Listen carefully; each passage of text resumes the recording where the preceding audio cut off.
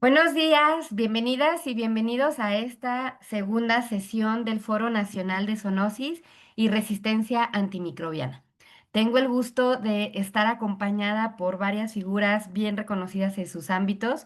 El día de hoy les presento que está con nosotros la doctora María Daniela Frade Pérez, que será la siguiente conferencista, y la estará moderando el doctor Rubén Abraham Domínguez Pérez, que es docente e investigador de la Facultad de Medicina de la UAC. Muchas gracias a ambos por acompañarnos el día de hoy. Así que arrancamos. Muy bien, pues muchas gracias, doctora Rosita. Muchas gracias por la invitación. Muy buenos días a todos. Es un gusto tenerlos por aquí el día de hoy nuevamente. El día de hoy vamos a empezar con una plática muy interesante. Sin embargo, antes de darle entrada a la doctora, quiero recordarles que es necesario que vayan anotando sus preguntas en la botonera de preguntas que está en la parte de abajo de la pantalla. Es mejor que las escriban ahí, también las pueden escribir en el chat, pero muchas veces se pueden perder ahí las preguntas. Entonces, de preferencia, pueden irlas escribiendo en la botonera. Al final las iremos retomando. Y bueno, también recuerden que tienen que ir registrando su asistencia conforme va avanzando cada una de las ponencias. No se pueden registrar antes o después de cada ponencia y el link se va a estar compartiendo en diferentes ocasiones en el chat para que de ahí lo tomen y hagan la toma de su asistencia. Y bueno, pues ahora sí les quiero presentar a la doctora María Daniela Frade Pérez. Ella nos va a impartir una interesante conferencia el día de hoy que está titulada Probióticos como acarreadores de resistencia antimicrobiana, amigos peligrosos. Ella es química farmacéutica bióloga con maestría en ciencias por la Universidad de Guanajuato y doctorado en ciencias biomédicas por la UNAM.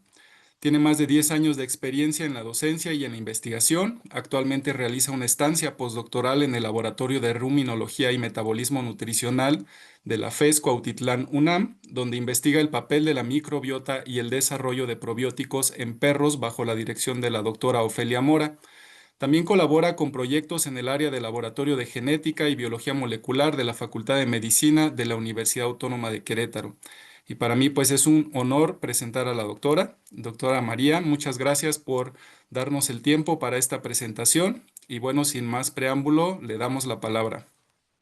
Sí, muchísimas gracias. Buenos días para todos. Gracias por la invitación.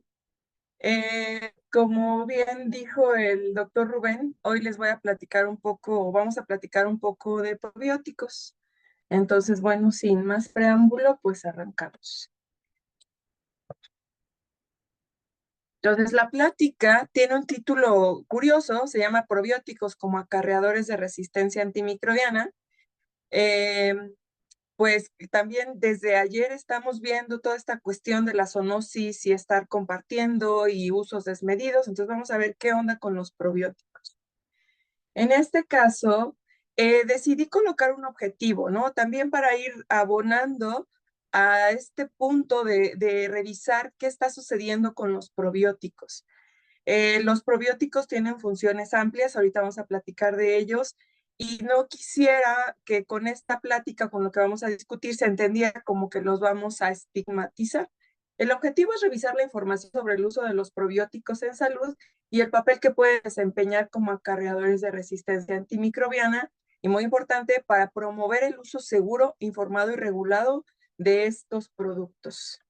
Vamos a abordar este contenido. Les voy a hablar primero de la microbiota, que es todo el contexto, probióticos y su acción, y ya nos vamos con RAM, genes en probióticos, genes RAM en probióticos.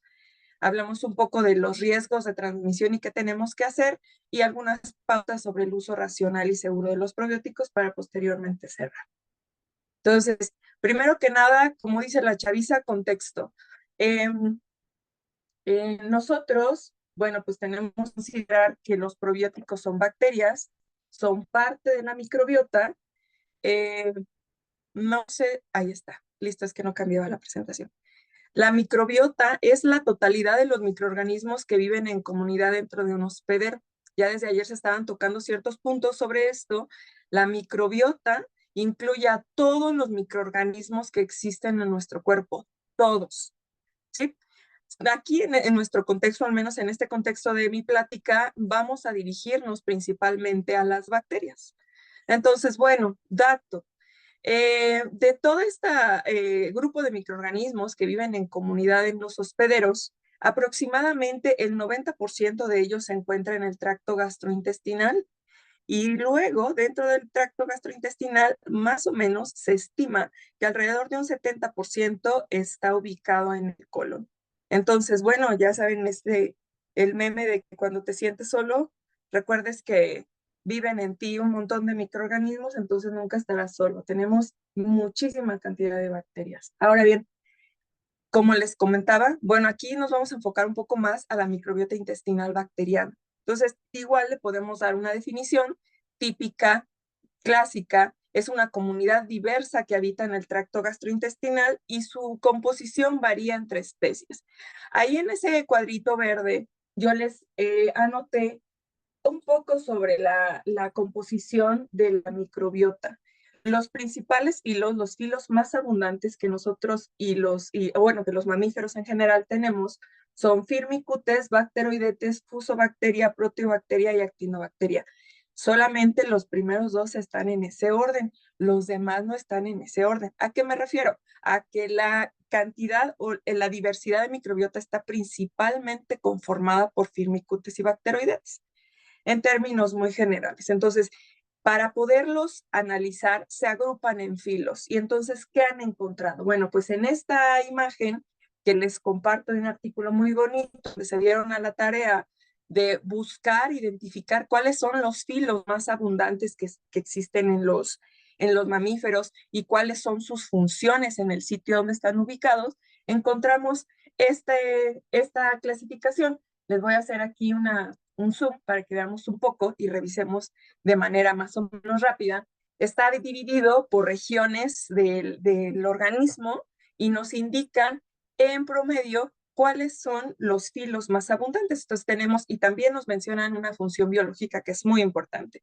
Tenemos desde la piel con funciones que están dirigidas a fortalecer el sistema inmune y también a tolerar el establecimiento de otras bacterias, a nivel oral también contra la colonización de bacterias extrínsecas, mantenimiento del equilibrio homeostático.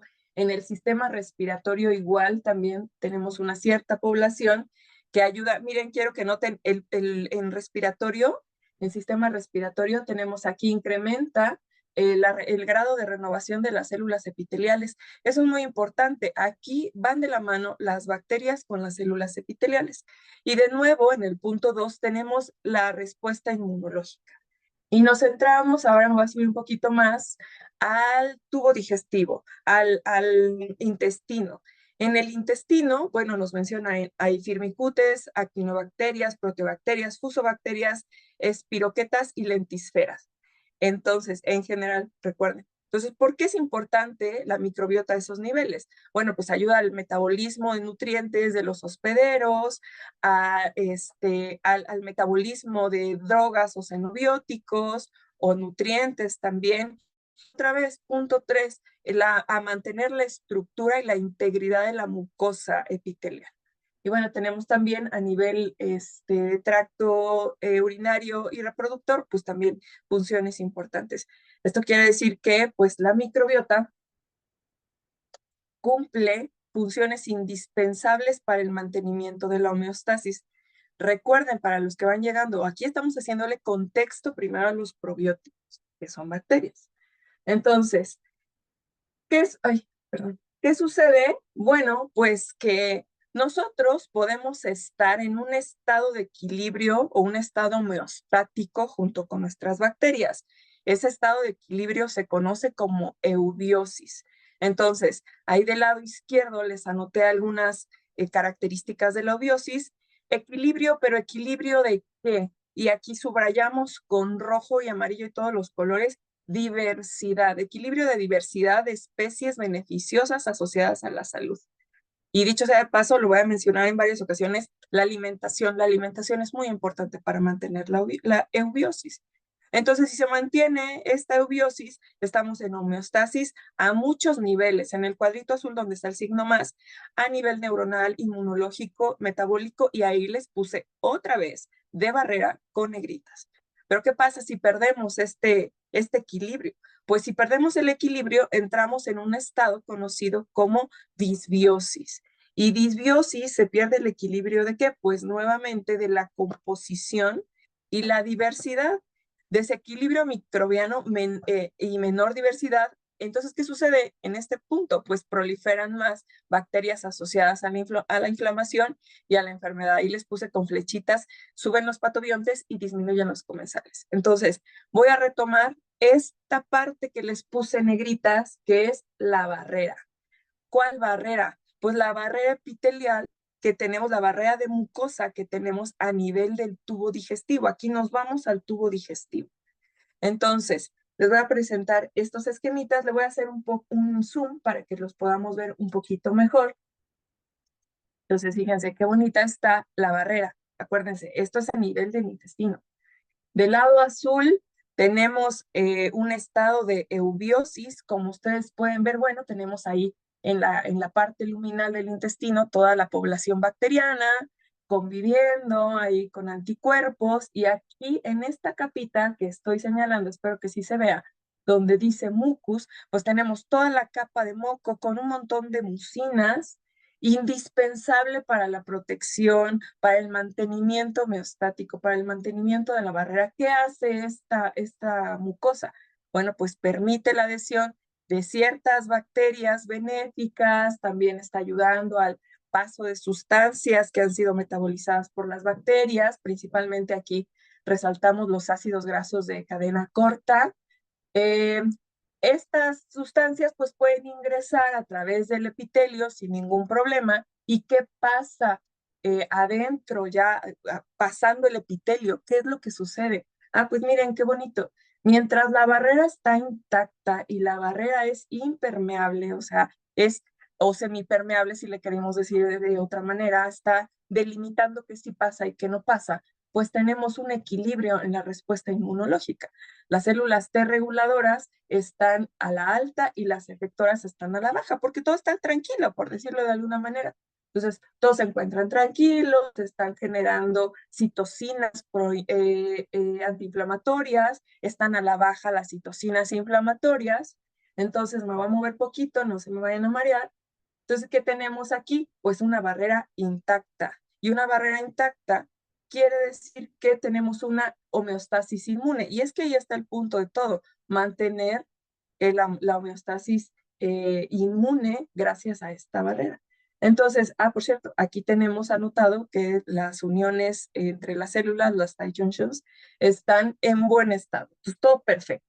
¿Qué pasa si nosotros entramos a una disbiosis? Entonces, ahora me voy a mover para el lado rosita, no se me vayan a marear. Entonces, ¿qué sucede ahora del lado de la enfermedad? Pues miren, un montón de bacterias, ¿se acuerdan de la diversidad y del equilibrio? Pues ya no se ven tan en equilibrio, están aumentando la cantidad de bacterias asociadas a inflamación y patógenos, están produciendo lipopolisacáridos, por ejemplo, o sea, sus productos del metabolismo, el moco, como ya no tenemos un equilibrio de las que mantienen esta barrera, el moco empieza a disminuirse, está más expuesto directamente el epitelio a lo que está sucediendo en el intestino. Entonces, ¿qué empieza a suceder? Bueno, ¿qué pasa? Bueno, pues que entonces existe un paso de bacterias a través de este epitelio y de sus productos del metabolismo. Por ejemplo, acá repito, los lipopolisacáridos. Entonces, ¿qué sucede ahora adentro? Miren qué desastre, me voy a mover poquito. Miren qué desastre hay adentro en el lado de la disbiosis versus el lado de la eubiosis. Entonces, ahora tenemos una respuesta inflamatoria a todo lo que da. Disminución de las células T reguladoras, digamos, ahí no está regulada esta respuesta por obvias razones. Aumentan las células T efectoras, un montón de respuesta celular y también de respuesta humoral. Van para arriba las citocinas ahora inflamatorias y hacia abajo las antiinflamatorias. Se rompe esta continuidad, se vuelve permeable este epitelio y me muevo aquí a este esquemita. Entonces se vuelve permeable, todos empiezan a pasar. ¿Y qué sucede entonces? El acceso de estos patógenos genera un aumento en los mediadores de la inflamación. Ahí tenemos algunos ejemplos: factor de necrosis tumoral alfa, la ciclooxigenasa tipo 2, interleucinas inflamatorias y otras especies. ¿Y a qué nos lleva eso? A inflamaciones crónicas, por ejemplo, cuando se mantiene durante mucho tiempo la disbiosis, y daños a nivel de muchas líneas, ¿no? De muchos ejes. Entonces, miren, cuando todos los organismos estamos en eubiosis, llámese todos los mamíferos, voy a generalizar aquí un poquito, las bacterias desempeñan ciertas actividades. Les puse un cuadrito muy lindo ahí donde se muestran, y además, como ahorita tengo tablitis, todo me gusta poner en tablas. Les hice una tabla de los filos, recuerdan que habíamos platicado de los filos y las proporciones. Estas abundancias relativas son aproximadas. Vale la pena recordar que esto cambia de acuerdo a las especies. Entonces, lo que sí se mantiene, como les había dicho desde el principio, es que los más abundantes siempre en conjunto son Firmicutes y Bacteroidetes. Por aquí tenemos algunos miembros representativos. Miren, aquí tenemos los famosísimos lactobacilos. También tenemos dentro de los Firmicutes a los clostridios. ¿Qué hacen ellos? Bueno, estas bacterias se dedican a fermentar fibras o carbohidratos no digeribles. ¿Y para qué los usan? Pues muy importante, para generar ácidos grasos de cadena corta. De manera predominante podemos mencionar al acetato y al butirato. ¿Y para qué se utilizan? Bueno, pues son sustratos para mantener, ¿se acuerdan que había que mantener la barrera epitelial? Son sustratos que alimentan a estas células y por decirlo de alguna manera muy sencilla, les dan alimento y les permiten estar proliferando y generando moco para estar a su vez manteniendo la barrera. Entonces, ¿qué tenemos como beneficio a la salud? Pues una buena homeostasis intestinal, que hemos mencionado, y reducción de la inflamación. Y así podemos ir con cada uno de ellos. Con los bacteroidetes, pues también tenemos procesamiento de polisacáridos, producción de ácidos grasos de cadena corta, mantenimiento de la inmunidad. Cuando aquí vale la pena también señalar algo muy importante.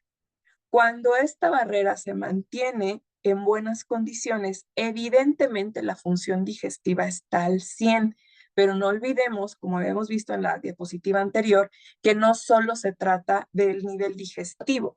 Esta inflamación impacta a todos los niveles, ahorita vamos a ver.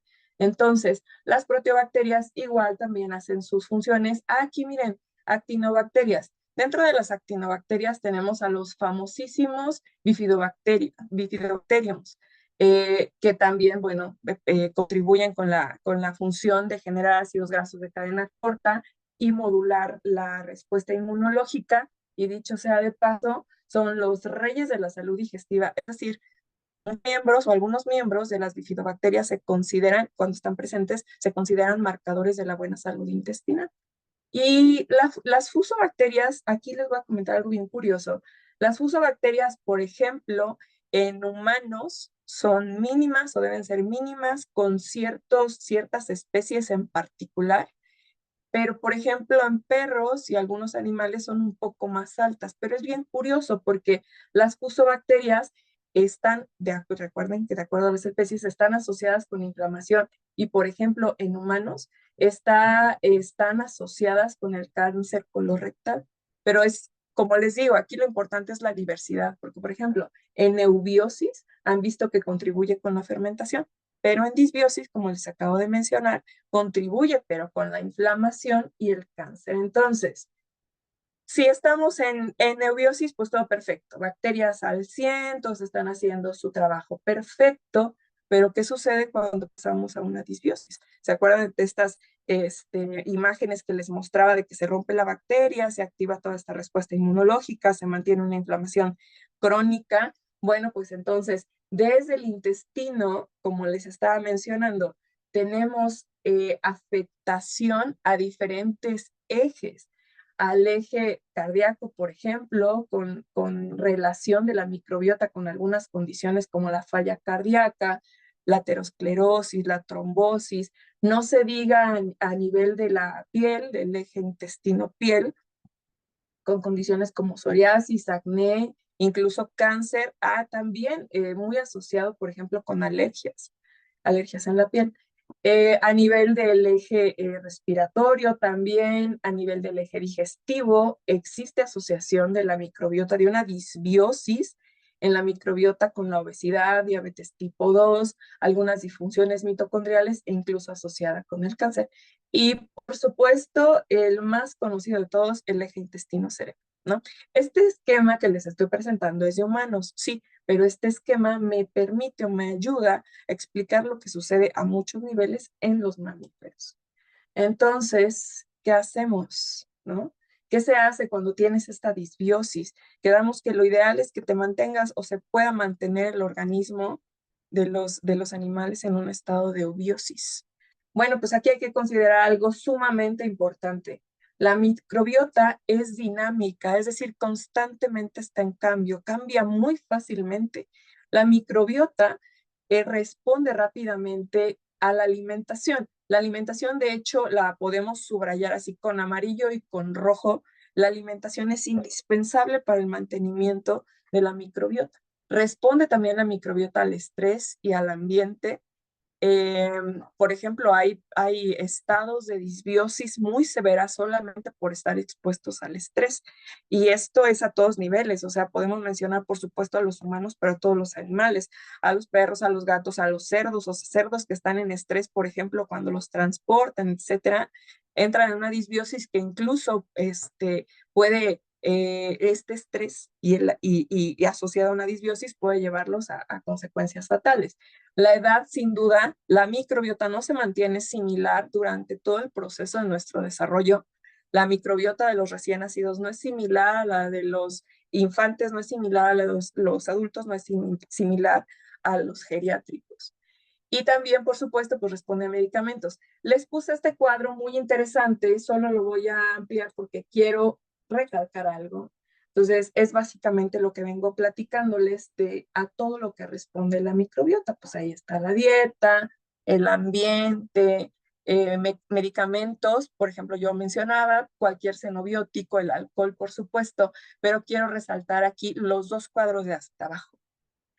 El ejercicio físico y también la actividad cerebral. También ya venía mencionando lo de la ansiedad. Entonces, resulta tan interesante que ahora, pues debemos de considerar también que el ejercicio, la actividad física y cómo estamos procesando las emociones y cómo están procesando el estrés los animales es indispensable también para mantener a la microbiota en buenas condiciones. Entonces, seguimos en este tenor de qué hacemos. Bueno, ya sabemos que la microbiota es dinámica, que responde a tantas cosas, pero ¿qué tal que la hacemos responder también a sí misma prácticamente? Es decir, ¿qué tal que hacemos una modulación bacteriana? O sea, si responde a la alimentación, responde al estrés, responde a la edad, pues cómo responde a otros microorganismos, a otras bacterias. Entonces, de tal manera que podamos tener nosotros un ciclo en el que estábamos en eubiosis, pasamos a disbiosis, pero ahora quisiéramos regresar a un contexto de eubiosis, pues ¿cómo lo logramos? Con otras bacterias, pero no cualquier bacterias. Bacterias probióticas, es decir, los probióticos. Entonces ahora sí, empezamos a platicar de los probióticos. Este fue el contexto de los probióticos. Vamos a darles la definición clásica, típica. La Organización Mundial de la Salud define a los probióticos como microorganismos vivos que cuando se administran en cantidades adecuadas confieren un beneficio para la salud del huésped. Por eso cuando les puse aquí que con bacterias, modulación bacteriana con probióticos, no es nada más así cualquier bacteria, no, tienen que ser microorganismos que cumplan con ciertas características, ¿no? Tienen que generar un beneficio a la salud y ese beneficio tiene que estar demostrado. Los probióticos que podemos encontrar nosotros en venta pueden ser de una sola cepa o pueden ser de varias cepas, o sea, unicepa o multicepa. En este caso son cepas aisladas individualmente, o sea, no es una mezcla como tal, como un consorcio, es una cepa solita, y te las pueden vender justamente como cepa solita o te juntan dos cepas que fueron aisladas de manera individual. O también existen los consorcios bacterianos. En el caso de los consorcios son comunidades, o sea, son grupos. Pueden ser dos o más grupos de bacterias que viven en simbiosis. Estas bacterias desempeñan funciones ya sea en grupos o funciones de acuerdo en conjunto. El punto aquí es que los consorcios bacterianos, al ser toda una comunidad, podrían estar siendo capaces de integrarse mejor a la gran comunidad que va a ser la microbiota a la que lleguen para tratar, ya platicábamos, de modular y llevar al equilibrio. Entonces, los probióticos que existen en salud animal, hay muchos probióticos en el mercado para humanos, aislados de humanos. Eso por un lado. Perdón. Ahora, del lado de la salud animal, y los probióticos generalmente tienen usos en funciones gastrointestinales, en enfermedades gastrointestinales. La mayoría de los probióticos comerciales son de origen humano, o sea, no son de la especie a la que lo pretendes incluir. Y la información sobre la regulación y el consumo, pues es poca, no hay demasiada, ¿no? Entonces, desde que empezó, los probióticos no son algo nuevo, la realidad es que tienen muchísimos años desde que evidenciaron que con la leche agria se mejoraba la función digestiva, desde ahí ya teníamos a los probióticos presentes. De ciertos años hacia acá, pues han sido muy populares, pero la información sobre la regulación del consumo de pronto para algunos está un poco más dilucidada que para otros, a veces es un poco más fortuita. Entonces, ¿cuál sería las funciones que vienen desempeñando los probióticos? Bueno, con todo el contexto previo que les di, ¿qué hacen los probióticos? Entonces recuerden que eran un grupo de bacterias que van a llegar a incorporarse a un ambiente disbiótico. Entonces, ¿qué van a hacer? Competencia y exclusión. Competir con los patógenos y excluirlos, tratar de ganar lugares. Entonces, ¿qué más? Bueno, al estar haciendo esta competencia, ayudar a que disminuyan los patógenos o los patobiontes, se empieza a realizar una modulación inmune. No les mencioné, creo que no les mencioné más atrás, pero existen estos ácidos grasos de cadena corta, existen vías de señalización a las que son sensibles, es decir, estos ácidos grasos de cadena corta activan ciertas vías de señalización que tienen que ver con toda la modulación inmune y la que se va posteriormente a todos los ejes. Metabolismo de carbohidratos y lípidos, eso es sumamente importante porque también ayudan al procesamiento de los sustratos energéticos y a movilizar justamente los sustratos energéticos. La señalización ya se las venía comentando y por supuesto, bueno, ahí nunca olvidar el eje intestino-cerebro, muy importante. Presentaciones hay, bueno, de todo tipo. Esta diapositiva, pues nada más les indico algo que precisamente la mayoría de ustedes saben. Tenemos probióticos en cápsulas o en tabletas, en polvos o en sobres. Generalmente en todas estas presentaciones son liofilizados. ya sea que vengan en sobres con medidas ya bien estandarizadas, por ejemplo, en compañía de algunos prebióticos, encapsulados o microencapsulados. Las funciones principales que se le dan actualmente, las principales o digamos la mayoría de las funciones que tienen son dirigidas hacia la salud digestiva. Claro que ya existen algunos probióticos comerciales que pues considerando todo esto que hemos platicado de las funciones de los probióticos, pues ya también le anotan ahí salud inmunológica. Pues claro, o sea, eso ya lo habían visto. Líquidos o gotas en suspensiones, por ejemplo, para usos pediátricos. Y no olvidar, pero de ninguna manera, los alimentos fermentados, como los productos lácteos, aquí les puse como el yogur o el kefir, porque, no sé, por ejemplo, quisiera saber, ¿ustedes han consumido probióticos en alguna ocasión en sus vidas?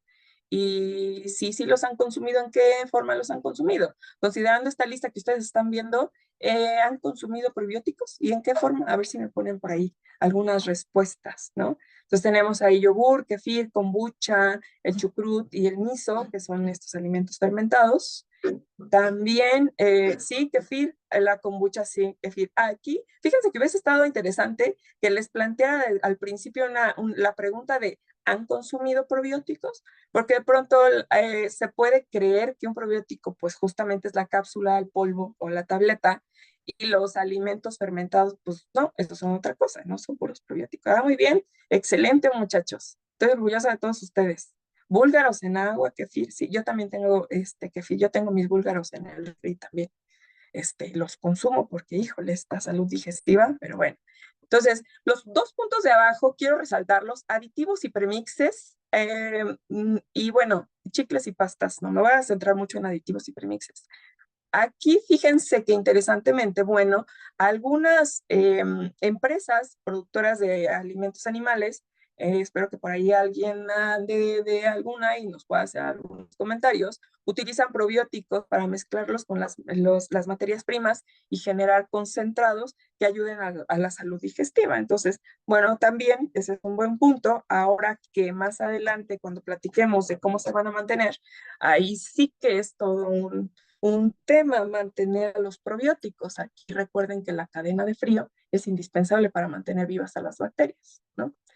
Entonces, asimismo también, miren, aquí les puse algunas cosas interesantes, cepas de algunos que se usan tanto en salud animal como en salud humana, cepas que ya están identificadas, que son muy comerciales. Tenemos, por supuesto, los bacilos, los lactobacilos y las bifidobacterias, como les había dicho, el Bifidobacterium longum, que se considera un marcador de buena salud intestinal, como les había dicho. Entonces, miren, tenemos para todos tipos, para aves, para peces, por ejemplo, algunos bacilos como Bacillus subtilis. ¿Qué aplicaciones específicas les han dado? Pues, por ejemplo, mejora la conversión y también reduce la colonización por salmonela, y en algunos trabajos los utilizaron para eso. Pues, ven que justamente se obtiene mayor ganancia de peso, que disminuye también las infecciones y aumenta la respuesta inmunológica, como podemos ver. En rumiantes, pues pueden utilizar también algunas bacterias, o pues se pueden utilizar algunas levaduras como Saccharomyces cerevisiae para estabilizar la fermentación, por ejemplo, mejorar el pH y la producción de ácidos grasos de cadena corta. Bueno, en este caso los rumiantes pues son los AGVs. Aquí hay una buena conocida, esta la voy a mencionar más adelante, no se les olvide cuál es. De hecho, es la cepa de uno de los probióticos más usados para perros y gatos, Enterococcus faecium SF68. Un uso súper común que se le da es para diarrea aguda y funciona, pero por supuesto que funciona. Y de ahí en adelante, bueno, pues se le atribuyen también otras funciones como mejorar la respuesta inmunológica, cómo mejorar las alergias. Pues claro, acuérdense que todo comenzaba en el intestino, ahí es donde ocurre toda la magia. Y paréntesis, y la otra no tan magia, que era la RAM. Pero bueno, ahorita vamos a eso. Entonces, bueno, tenemos aquí también algunos usados para los humanos. Los humanos nos encantan los lactobacilos, o sea, los amamos los lactobacilos y son buenos, pero por supuesto que sí, claro que nos ayudan a regular. La microbiota. Bueno, entonces, recuerden, hay cepas identificadas, hay cepas bien caracterizadas, con usos muy generalizados y respuestas, efectividades también comprobadas. Claro que sí, acuérdense que todo estaba en regular la función dentro del tubo digestivo. Acuérdense del mantenimiento de la barrera.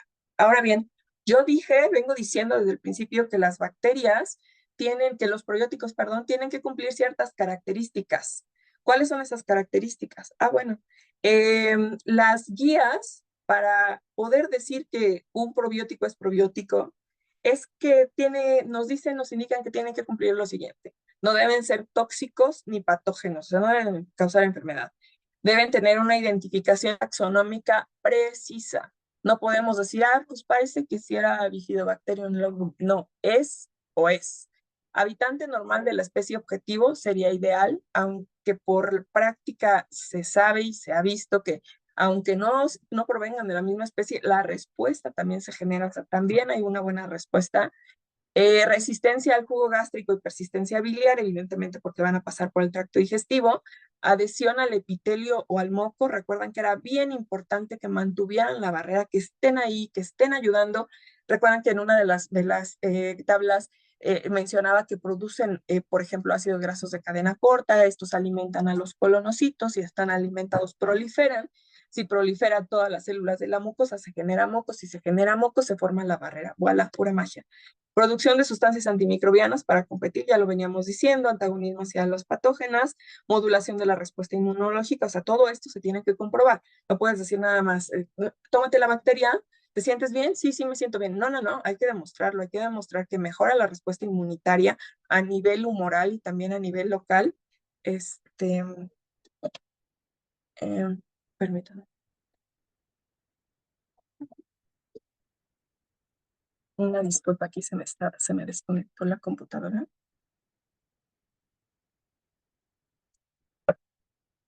Perdón, ¿siguen viendo la presentación?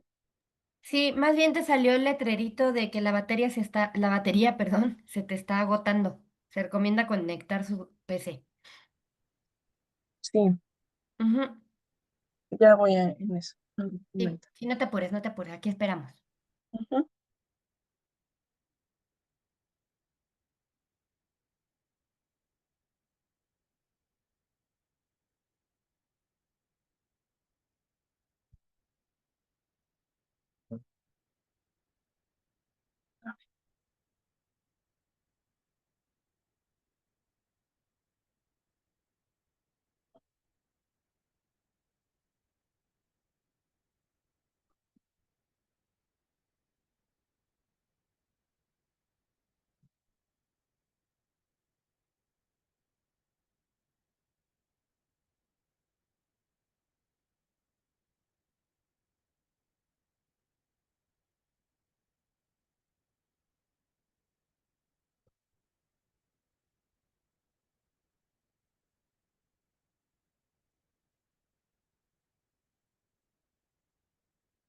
Creo que dejaste de compartir. Así es justo lo que acabo de darme cuenta. Ujú. Vamos a esperar un momentito, les agradecemos Hay su una disculpa, paciencia ¿eh? y no te preocupes, llega a pasar esto de la tecnología y las computadoras.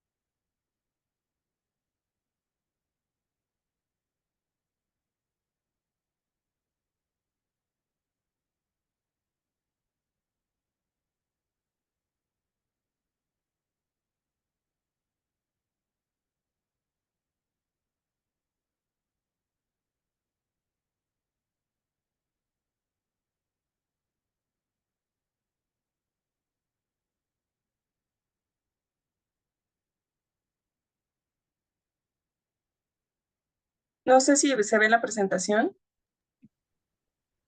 Está cargando, doctora. Ok.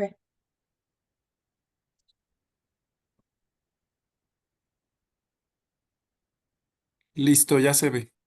Bien, perdón, ahorita les resuelvo todo este asunto que ustedes están viendo por ahí una franja. No se me preocupen, ahorita lo resuelvo, pero voy a continuar, ¿no? Para no retardar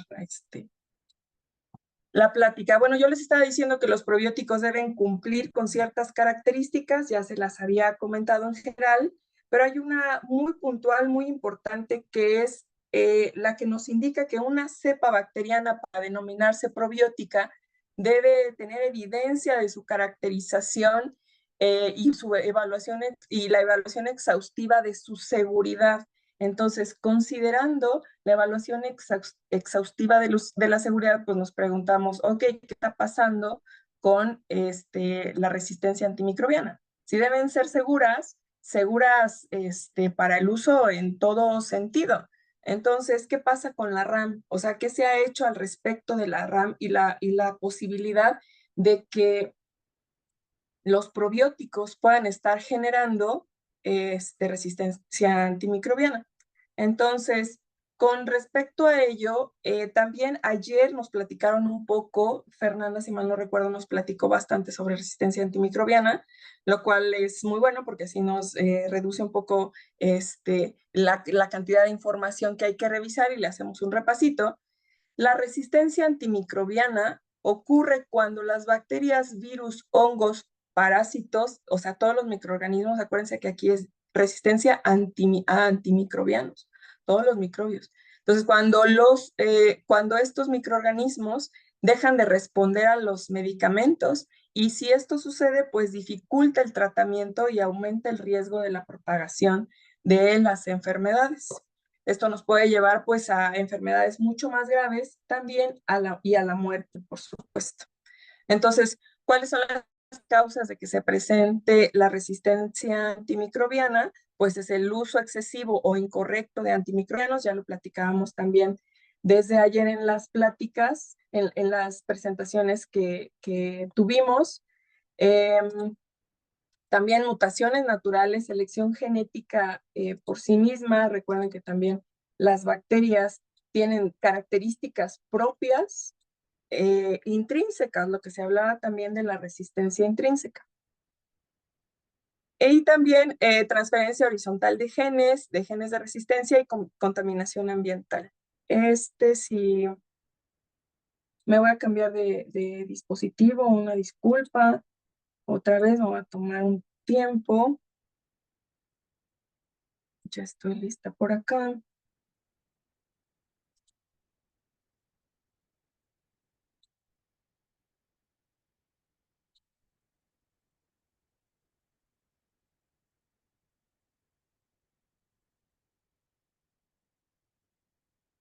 ¿Me pueden decir si se ve la presentación?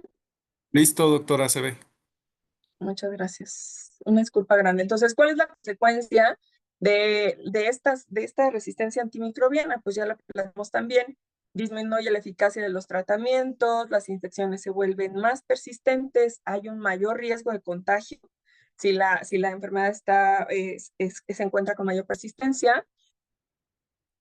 Aumentan los casos de muerte y ahí les puse colapso. ¿Colapso de qué? Pues colapso de los sistemas de salud. Recuerden que ya con el COVID ya nos andaba, o sea, prácticamente no había manera no se daban abasto para atender a todos los enfermos. Y ya desde ayer nos platicaban estos datos que les puse por ahí. Bueno, si este problema no se atiende, se dice que podría suceder que para el 2050 10,000 millones de muertes ocurran y la cantidad de dinero gastado pues también va a superar los estimados que se designan para la atención en salud. Entonces, ¿cuáles son los mecanismos de transferencia? También ayer nos platicaban un poco sobre transferencia horizontal de genes, principalmente por conjugación, transformación y transducción. Aquí en la conjugación, esta es la principal vía de transferencia de genes, también nos lo platicaban el día de ayer, y se hace mediante pilis o contacto directo por plásmidos transportadores. Tenemos la transformación y la transducción. Ya no voy a detenerme demasiado en los detalles, ya los vimos ayer. Existe también la transferencia vertical. Entonces, la transferencia horizontal es cuando se pasan estos fragmentos hacia las bacterias. En este esquema se ejemplifica como una bacteria muerta puede ser el sustrato para que otras bacterias adquieran resistencia, por ejemplo, o por conjugación a través de pelis. Y puede ocurrir también la transferencia vertical. ¿Qué es la transferencia vertical? Cuando una célula progenitora, una célula madre, le hereda la resistencia antimicrobiana a la célula hija. Entonces, eso es a través del cromosoma bacteriano. Aquí vale la pena retomar, recalcar que transferencia horizontal de genes principalmente por plásmidos, recuerden, pero también tenemos resistencia a través del cromosoma bacteriano. Entonces, en esta tabla, les dije que tenía tablitis, le hice un resumen para que revisáramos rápidamente y puse genes, aislamientos y bacterias principales asociadas. Entonces, ¿qué hay sobre los genes de resistencia que se han reportado? También ayer nos enseñaron una listota de las tetraciclinas, todos los genes TET, para los betalactámicos, los genes BLA, para los carbapenémicos, macrólidos, aminoglucósidos, las polimixinas, las cefalosporinas, sulfonamidas y los glucopéptidos, los genes FAN. Entonces, aislamientos. Esta información es una información recopilada de una serie de artículos científicos que han encontrado. Bueno, pues nada más quiero que observen los genes TET. Por ejemplo, TET-Q, 77.5%, o sea, altísima la presencia de genes de resistencia. ¿Qué otro también por acá está? Miren, para macrólidos, los genes ERON también al 99% en algunas bacterias resistentes a la eritromicina. También tenemos aquí el RMC también en muestras estercolares, muestras de estiércol, y así nos podemos ir para aminoglucósidos, miren, 85%, es decir, para todos los genes, los aislamientos, las cantidades en las que se aíslan son altas. Vale la pena recalcarles que estos datos los han obtenido de bacterias patógenas, pero pues estamos hablando de probióticos. Los probióticos no son patógenos, entonces tendrán o no tendrán bacterias resistentes, perdón, genes de resistencia. Entonces, ay. Otro mecanismo muy importante que tenemos que considerar son los elementos genéticos móviles. Entonces, mucho escuchamos de genes de resistencia, pero ¿y qué más hay alrededor? O sea, ¿cómo esos genes de resistencia pueden o no brincar de una bacteria a otra? Pues tenemos este mecanismo, elementos genéticos móviles. Son fragmentos de DNA que pueden moverse dentro del genoma bacteriano o entre bacterias, o sea, de un sitio a otro. Aquí podemos resaltar 4 tipos de elementos genéticos móviles. Los plásmidos, los que ya venimos mencionando, que son fragmentos de ADN circular que se transfieren principalmente por conjugación. Estos plásmidos pueden portar múltiples genes de resistencia. Los transposones, que también se les conoce o se les dice genes saltarines, son secuencias que pueden moverse entre plásmidos o entre cromosomas, o sea, son secuencias que se separan y brincan hacia un plásmido, brincan hacia un cromosoma. Los integrones, perdón, que capturan y expresan cassettes, o también con múltiples genes de resistencia, y promueven que estos justamente se estén moviendo, y las secuencias de inserción, que son secuencias pequeñitas que se movilizan a genes vecinos. Todos estos mecanismos, todos estos elementos genéticos móviles pueden provocar una modificación del fenotipo y la fisiología bacteriana, por decirlo de alguna manera. Entonces puede suceder desde que las enzimas que inactivan antibióticos se generen o se vuelvan más activas, o aumenten la virulencia también a ciertas toxinas, la virulencia por toxinas, perdón, también aumente, que haya defensa contra otros elementos genéticos móviles, formación de polisacáridos extracelulares que facilitan también la formación de biofilm, que promuevan la esporulación y la liberación de vesículas.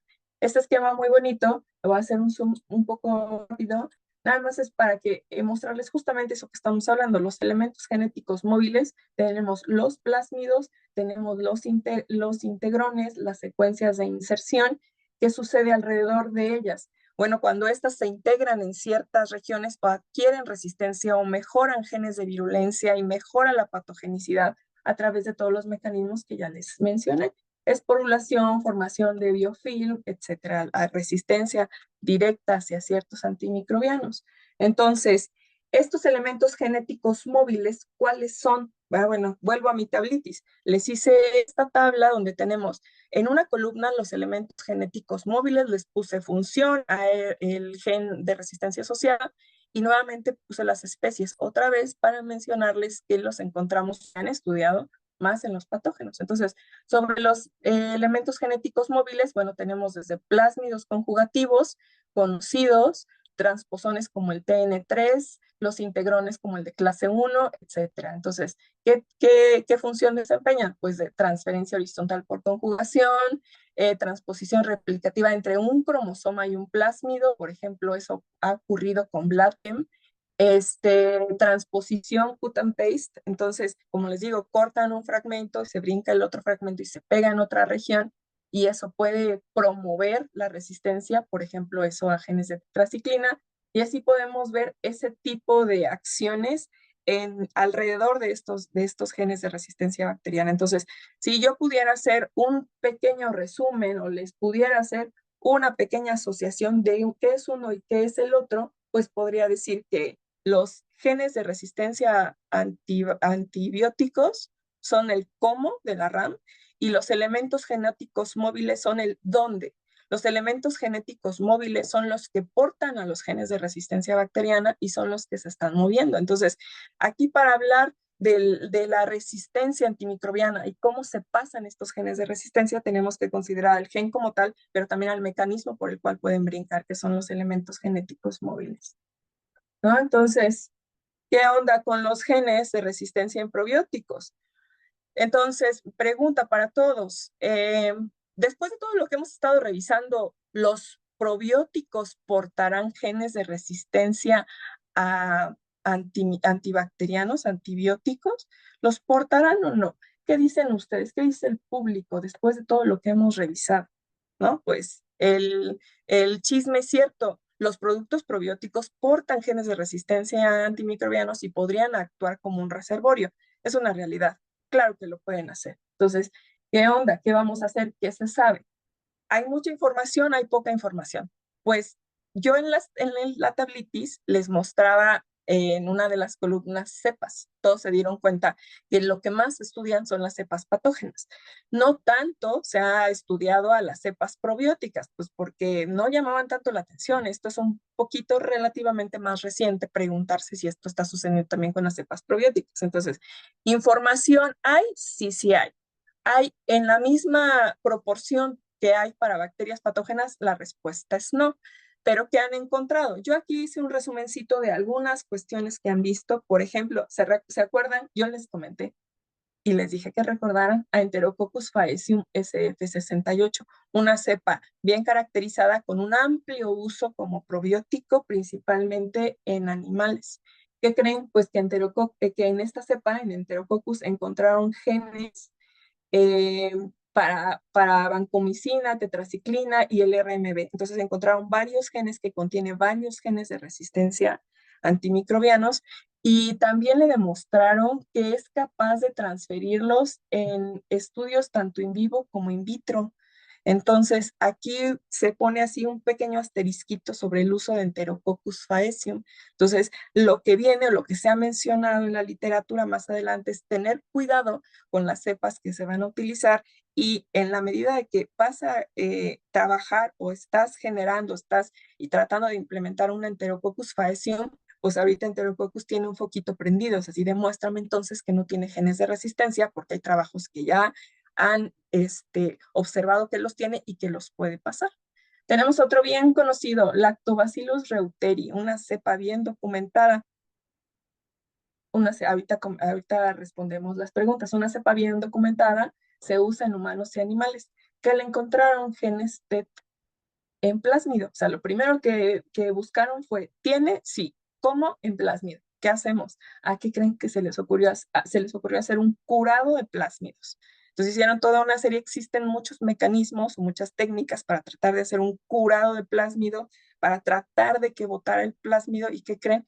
Que lo lograron. Entonces de esa cepa inicial que tenía ese plásmido, generaron otra cepa que ya no tiene ese plásmido. Y además hicieron sus experimentos para comprobar si era capaz de hacer transferencia, y ya no encontraron o no vieron que fuera capaz de hacer transferencia hacia otras bacterias, como las que dice ahí. En algunas otras cepas del Lactobacillus y Bifidobacterium han encontrado, por ejemplo, resistencia intrínseca, por ejemplo, a vancomicina, pero aquí vale la pena también recordar esto de la resistencia intrínseca, que bueno, va a ocurrir, por ejemplo, para vancomicina en ciertas bacterias, considerando la forma de la pared, como ustedes ya saben. Entonces, pues no es un elemento, digamos, que se vaya a transferir fácilmente a manera de plásmido. Y en otro trabajo donde procesaron 47 aislados de probióticos, es decir, tomaron entre cepas y consorcios 47, encontraron en total más de 70 genes de resistencia. Era lógico, pues eran muchos aislados. ¿Cuáles fueron los más abundantes? Los TET y el RPBO rifampicina. También las beta-lactamasas de espectro extendido, perdón, y también encontraron muchos elementos genéticos móviles. Pero no, o sea, también hay buenas noticias, no todo es eso. Encontraron también en un grupo de 20 cepas aisladas, específicas, separadas, encontraron que 10 de 20 no tenían genes de resistencia. Entonces, ¿todos los probióticos van a tener genes de resistencia? Pues no, no todos. Entonces habrá que hacer un análisis más riguroso. Entonces, ¿qué hacemos? ¿Hay riesgo de transmisión y debemos temer? Si tache para los probióticos ya no los podemos consumir, pues no. Aquí hay que considerar, de hecho, algunas de las cosas que ya me están comentando en el chat. No todos los probióticos representan el mismo riesgo. La presencia de genes de resistencia a antibióticos es variable y depende de la especie, de la cepa y del origen. Eso es muy importante. Ahí les puse cepas de Enterococcus y Escherichia, por ejemplo, muestran mayor potencial de transferencia horizontal. Entonces, nuevamente, lo que les explicaba previamente, que es también muy importante, aparte de identificar cuál gen, cuál elemento móvil, a cuál están asociados y cuáles son los mecanismos. Entonces, este último comentario nada más para volver a platicarles que, bueno, los patógenos parece ser que tienen mayor capacidad de tener transferencia. Factores que modulan la dinámica del resistoma intestinal son, pues, el uso previo de antibióticos, enfermedades inflamatorias, ambientes hospitalarios o exposición a agricultura intensiva, y dietas y viajes, les puse por ahí. Entonces, estos factores que modulan la dinámica del resistoma lo vamos a subrayar en amarillo, en rojo, en el color que quieran. ¿Por qué? Pues porque también el riesgo de transmisión de los genes de resistencia también va a tener que ver con el receptor, con el hospedero. Entonces, si está habiendo un uso previo, incluso al mismo tiempo de antibióticos, eso es un riesgo. Si hay una enfermedad inflamatoria descontrolada, también puede ser un riesgo. E individuos que estén expuestos a estrés elevado también pueden tener mayor riesgo. Entonces, ¿qué hacemos? Atención, pues aquí qué atención ponemos, ¿qué podemos considerar? Bueno, pues que los probióticos tienen un riesgo, sí, pero el riesgo es bajo en condiciones normales. ¿A qué me refiero con condiciones normales? Bueno, a no tener estos individuos con estas características que les decía, y también no administrarlos junto con los antibióticos. ¿Qué más podemos hacer? Bueno, pues tener atención a la vigilancia, la regulación y la selección de cepas seguras. Entonces, en toda esa lista y las características que yo les decía que se deben de considerar para generar probióticos, ahora hay que hacer mucho mayor énfasis en que no carguen genes de resistencia. Y les puse en cuadrito naranja, no debemos temer irracionalmente, sino actuar con conocimiento, regulación y evidencia científica. En este sentido, pues entonces recordar las causas de la resistencia antimicrobiana y atenderlas, generar medidas preventivas. Ya se ha hablado en este foro mucho de ellas, antropogénicas, animales, ambientales y todo lo que tiene que ver con Wound Health para hacer una atención multidisciplinaria. Entonces, ¿cómo hacemos un uso racional y seguro de los probióticos? Pues teniendo buenas prácticas para el uso de los probióticos. ¿Qué recomendaciones se pueden dar? Seleccionar cepas bien caracterizadas, cepas que estén secuenciadas, que se hable de carencia de genes de resistencia, clasificados como seguros, verificar los perfiles de resistencia con pruebas genéticas y fenotípicas, ajustar dosis y duración, o sea, utilizar dosis eficaces por tiempos necesarios, evitar coadministración con antibióticos, destinar a poblaciones de bajo riesgo. Aquí hay algo muy interesante también. Las poblaciones de bajo riesgo pues son todos aquellos individuos que sean inmunocompetentes. También debemos de considerar que cuando las personas pasan por una situación de inmunocompromiso, pueden estar en riesgo de que un probiótico pues no genere un efecto positivo. Aunque bueno, eso es un poco controversia y depende mucho del tipo de probiótico y el paciente, pero ese es tema de otro foro. Monitorear los efectos adversos y el resistema y cumplir con las regulaciones y un etiquetado claro. Conclusiones, pues la presencia de genes de resistencia en probióticos es un hecho documentado. Entonces, se han identificado, no hay de otro. Pero no todos los probióticos son iguales. Algunas cepas presentan más riesgo que otras. Entonces, aquí hablábamos también ya de algunas características de eso. Comprender y remediar la diseminación bacteriana es fundamental. Entonces, otra vez esta cuestión de la zoonosis, esta cuestión de estar teniendo residuos de antibióticos sin ton ni son, es un factor que debe ser atendido. La solución no es eliminar los probióticos, sino usarlos mejor.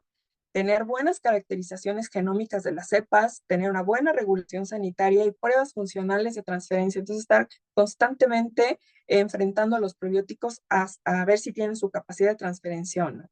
Y por supuesto, bueno, pues un seguimiento con el enfoque One Health, una vigilancia metagenómica constante y también hacer siempre atender estos modelos. Bueno, rápidamente les comento que en el laboratorio donde estoy realizando mi postdoctorado, en el laboratorio de rumiología y metabolismo nutricional, se hacen experimentos varios. Existe una línea de investigación para el mejoramiento de la gluconeogénesis en rumiantes, mejoramiento del proceso de fermentación ruminal, y tenemos también la parte de probióticos. Se han generado probióticos de consorcios bacterianos para aves y bovinos, se han tenido buenos resultados. Y por ejemplo, en el de aves hubo unos resultados muy interesantes y muy buenos, compactos, donde disminuyó de manera drástica las aflatoxinas. En unos becerros también aumentaron de peso y mejoraron muchísimo la respuesta inmunológica, a diferencia del control. Y con lo que yo estoy trabajando actualmente son con probióticos. Estamos tratando de generar un probiótico para perros. Entonces, ¿cómo creen que nos ha ido con la resistencia bacteriana entre estos tres, entre aves, bovinos y perros? ¿Cuál creen que nos ha salido con más o con menos o todos han estado igual? ¿Qué se imaginan? Bueno, pues espero que para sorpresa de nadie, con los perros hemos tenido un buen de problemas. Entonces, los perros que conviven directamente con los humanos, pues sí tienen una situación interesante, por decirlo de una manera más noble, con la resistencia antibacteriana. Pero bueno, ahí vamos y estamos tratando de generar un probiótico que va a tener de resistencia bacteriana lo mínimo. Bien documentado. Recibimos tesistas. Si alguien está interesado, por ahí algún estudiante, pues nos puede contactarse. Esto sería todo por mi parte. Muchas gracias. Una disculpa por todas las demoras. Y bueno, quedo atenta. No sé si prefieran responder las preguntas por separado o tenemos unos minutos. Ya me pasé. Muchísimas gracias, doctora María. Muy excelente y muy interesante su presentación. Hay muchas felicitaciones en el chat. Les gustó mucho su ponencia. Y bueno, también hay muchas preguntas. Les anticipo que no vamos a poder contestarlas todas ahorita la doctora, pero se van a contestar gradualmente a través del día. Y van a estar también en las redes sociales, se va a tratar de contestar estas preguntas en las redes sociales para que queden ahí estas respuestas. Voy a escoger algunas de las que tenemos, algunas se fueron incluso contestando durante la plática, doctora. Tenemos una, por ejemplo, que dice, ¿qué opinión tiene del trasplante fecal? Eso es algo muy interesante. Sabía que aquí iban a hablar del trasplante fecal en cuanto hubieran probióticos. ¿Qué opinión tengo con respecto a la efectividad o a la resistencia bacteriana? Y voy a contestar los dos. A la efectividad, pues le existe. O sea, que está claro que genera buenos resultados en trastornos gastrointestinales, está también documentado, igual que los probióticos. Ahora, que también puede ser un reservorio para transmisión de genes de resistencia, pues también lo es. Aquí yo voy a hacer solamente un hincapié. Recuerden que cuando yo les hablaba de los probióticos deben de tener características particulares, deben estar bien identificadas las cepas, una identificación taxonómica precisa y debe de ser seguros, no tóxicos ni patógenos. Esas mismas características las cumplirá un trasplante fecal. Entonces, ¿será posible que por ahí el trasplante fecal lleve algunas patógenas de las cuales hemos estado viendo que tienen mucha facilidad de hacer transferencia? Pues bueno, vemos, habría que investigar más acerca de eso. Yo creo que el trasplante fecal funciona, es efectivo también, por supuesto, pero igual que los probióticos debe ser revisado un poco más su seguridad. Muy bien, doctora. Y en este sentido hay una pregunta muy concreta que dice, ¿entonces el kefir puede aumentar la resistencia? Esa también es una buena pregunta. Eh, El kefir lo podríamos comparar un poco con un consorcio, porque no es nada más una cepa, generalmente es una buena cantidad de microorganismos, de hecho, no solo bacterias, tiene un montón de levaduras, pero aquí hay algo importante de destacar, que también se los fui platicando en la plática, que se los fui diciendo, perdón, en la presentación. La diversidad. Entre más diversidad, mejor. Entonces, el kefir podría tener algunas cepas que tienen resistencia, sí podría, pero el kefir pues tiene una buena diversidad. Entonces, si nosotros hacemos una buena combinación de consumo racional, sano, con cuidado de nuestros probióticos, por ejemplo, de este producto fermentado, con una buena alimentación, seguramente apoyaremos a la diversidad. Y se acuerdan de estos puntos que yo puse de riesgo, digamos, o de características en las que podría haber más riesgo, pues minimizamos esas características. No sé si Muy respondí bien. bien a la pregunta, si iba por ahí. Sí, sí, doctora, muchas gracias. Bueno, pues hay muchas más preguntas, le vamos a poner a trabajar ahorita, doctora, porque ya no vamos a tener suficiente tiempo para contestarlas todas, pero les vuelvo a repetir, se van a contestar, nos pueden seguir en las redes sociales como @leus. Las ponencias se van a proyectar, se van a subir a YouTube y en Facebook, entonces ahí las pueden consultar. Y bueno, pues no me queda más que agradecerle, doctora María Daniela, muchas gracias por su presentación. Este, le insisto, hay muchas felicitaciones. Yo creo que usted las va a poder ver también en el chat. Gustó mucho su presentación y pues sin más preámbulo, pues muchas gracias, doctora.